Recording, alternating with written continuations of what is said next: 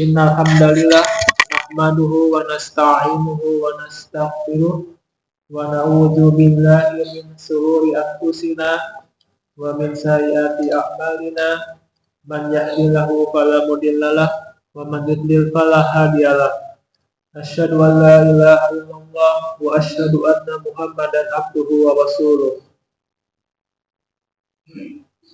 Alhamdulillah kali ini kita bisa melaksanakan salat subuh berjamaah dan akan dilanjutkan dengan pembacaan fatwa-fatwa tarjih tanya jawab agama jilid 5 yang disusun oleh tim majelis tarjih dan tajdid pimpinan pusat Muhammadiyah. Kali ini masih tentang membahas bab haji dan umroh. Untuk kali ini cuma satu pertanyaan aja tentang mikot. Jadi tentang mikot itu sudah dijelaskan oleh Nabi ada 5 tempat dan apakah boleh di tempat yang lain. Pertanyaannya dari peserta pembahasan manasik haji. Selama pembahasan mengenai tuntunan manasik haji oleh Majelis Tarjih dan Pengembangan Pemikiran Islam Muhammadiyah timbul pertanyaan tentang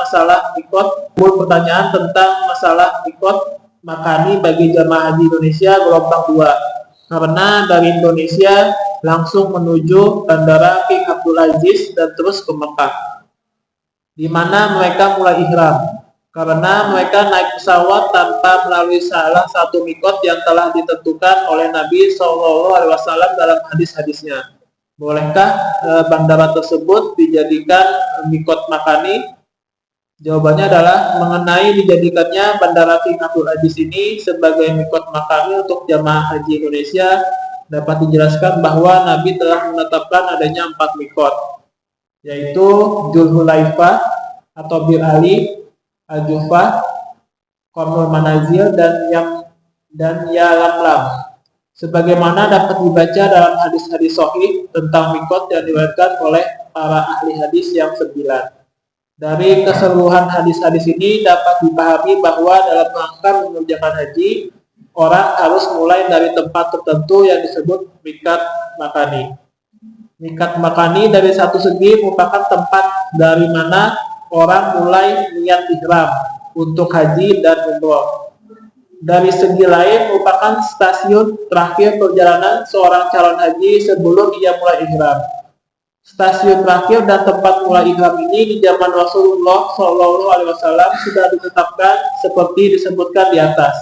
Mengapa Nabi SAW menetapkan tempat tersebut sebagai mikot tidak dapat diketahui dengan pasti. Namun barangkali dapat diduga tempat itulah yang memang banyak dilalui oleh orang-orang yang hendak datang ke Mekah. Adakah tempat lain selain dari yang 4 itu yang ditetapkan sebagai mikot? Memang ada menurut hadis riwayat Muslim dan riwayat Ibnu Majah dari Abu Zubair bahwa dia menanggapan Jabir bin Abdullah radhiyallahu anhu ditanya tentang tempat mulai ihram. Lalu beliau menjawab, saya dengar atau tanda kurung saya kira Jabir melaporkan kepada Nabi SAW. Dia mengatakan tempat mulai ihram penduduk Madinah adalah Dzulhulaifah dan jalan lain adalah Al-Juhfah. Tempat mulai ihram penduduk Irak adalah Zatir. Tempat mulai ihram penduduk Najd adalah Qarnul Manazil dan tempat mulai ihram penduduk Yaman dari Yalamlam. Hadis riwayat Muslim. Dan juga ada hadisnya Rasulullah SAW pernah menyampaikan khutbah kepada kami di mana beliau mengatakan tempat mulai ihram penduduk Madinah adalah dari Dzulhulaifah. Tempat mulai ihram penduduk Syam adalah dari Al-Juhfah. Tempat mulai ihram penduduk Yaman adalah dari Yalamlam. Tempat mulai ihram penduduk Najd adalah dari Qarnul Manazil dan tempat mulai ihram orang-orang yang datang dari sebelah timur adalah dari Zatir. Kemudian beliau menghadapkan mukanya ke arah ufuk dan berdoa, ya Allah, gerakannya hati mereka untuk datang. Namun hadis-hadis ini masih perlu dipertanyakan. Hadis Muslim di atas di dalamnya terdapat keraguan perawi apakah hadis ini marfu pada Rasulullah SAW. Hal ini dapat dilihat dari pernyataan perawi sendiri yang mengatakan saya kira. Dari segi kritik matan hadis Muslim ini juga dapat dipertanyakan. Di dalamnya dikatakan bahwa Nabi menetapkan mikot penduduk Irak adalah Zatir. Padahal secara historis pada masa Nabi SAW belum ada orang Irak yang masuk Islam. Irak baru ditundukkan ke bawah kekuasaan Islam pada masa Umar bin Khattab. Jadi tidak mungkinlah Nabi menetapkan mikot bagi mereka. Bila kita melihat hadis riwayat Al-Bukhari, memang ternyata bukan Nabi yang pertama menetapkan mikot penduduk Irak, melainkan Umar bin Al-Khattab, dan memang beliau pendiri dua kota utama Irak, yaitu Kufah dan Basrah.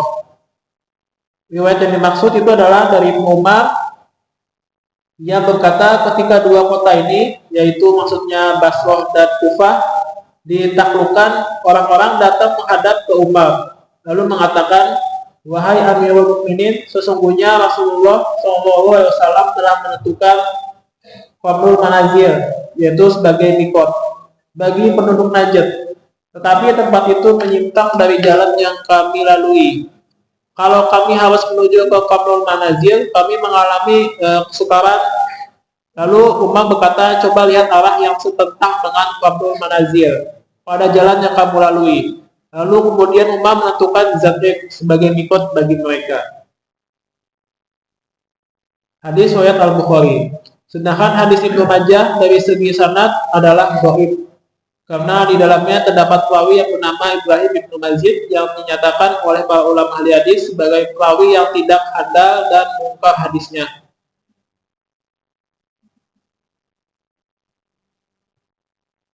Lalu di sini Azalai dalam Nasburaya memberi komentar terhadap kedua hadis di muka dengan mengatakan, di sini perawi ragu-ragu tentang kemakuan itu penyambungan hadis ini, hadis Muslim, maka tetapi hadis ini juga diriwayatkan oleh Ibnu Majah dalam sunannya. Di dalam riwayat Ibnu Majah ini tidak terdapat keraguan perawi. Hanya saja Ibrahim bin Yazid Al-Buzi, salah seorang perawi dalam Sahih Ibnu Majah, hadisnya tidak dapat dijadikan hujjah.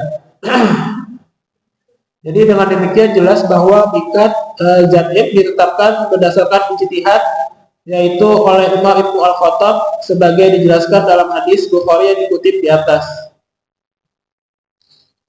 Sebagaimana dikutip oleh Az-Zailai, Syekh Taqiyuddin mengatakan dalam Al-Imam, dua kota dimaksud adalah Basrah dan Kufah, dan setentang dengan Qarnul Manazil, maksudnya dekat dengannya. Taqiyuddin mengatakan lagi, hadis ini menunjukkan bahwa Jadid ditetapkan dengan ijtihad, tidak berdasarkan nas.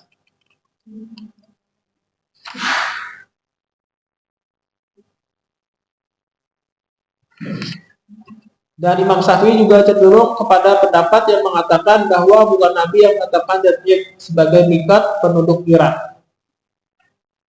Dari Al-Bukhari ini juga dapat dilihat bahwa penetapan tempat itu haruslah merupakan jalan yang dilalui para hujjah dan merupakan tempat perhentian atau stasiun melalui mana para hujjah lewat. Tempat itu juga harus memberi kemudahan sesuai dengan prinsip tasyrik, yaitu at-taisir dan al-adab al-harod.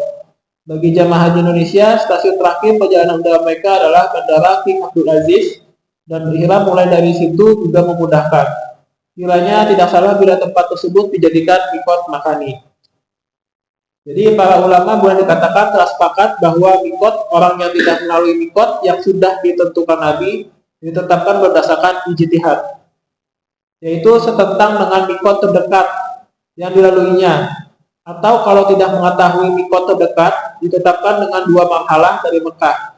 Dalam Al-Mughni, kitab Al-Mughni dikatakan barang siapa perjalanannya tidak melalui suatu mikot yang telah ditentukan, maka mikotnya adalah setentang dengan mikot terdekat. Saya singkat. Jadi ada juga di dasar dalam ihram sebelumnya mikot adalah hadis-hadis berikut ini. Jadi di dalam Al-Mughni ditegaskan tidak ada perbedaan pendapat para ulama bahwa orang yang berihram sebelum mikot menjadi muhrim atau dalam status ihram, dan baginya berlaku ketentuan-ketentuan hukum ihram. Ibnu Munzir menyatakan telah ijma, yaitu sepakat para ulama bahwa orang yang berihram sebelum mikot menjadi muhrim, yaitu berstatus ihram. Namun lebih afdol apabila ihram itu dilakukan dari mikot. Dalam kitab Ibnu Qudamah Al-Mughni juz 3 halaman 222.